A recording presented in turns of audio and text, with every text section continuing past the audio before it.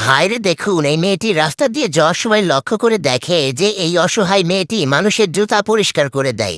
তখন দেখুন এই মেয়েটি এসে মেয়েটির হাঁটুর উপরে তার পাটা তুলে দেয়।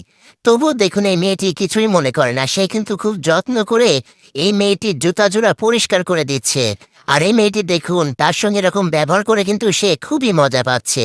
তো যাই হোক, কাজ করার শেষে দেখুন এই অসহায় মেয়েটি এই মেয়েটির কাছে পারিশ্রমিক চায়। তখন কিন্তু দেখুন এই দুষ্টু মেয়েটি এই অসহায় মেয়েটির সঙ্গে কি রকম খারাপ ব্যবহার করে এখান থেকে চলে যায়। আর পিছনে দেখুন এই দৃশ্যগুলো কিন্তু এই আপুটি দেখতে পায়।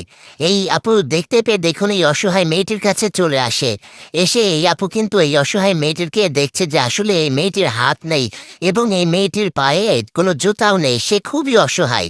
তখন দেখুন এই মেয়েটি তার পায়ে থাকা জুতা জোড়া এই খুলে নিচ্ছে, খুলে দেখুন এই অসহায় মেয়েটিকে নিজে হাতে পরিয়ে দিচ্ছে।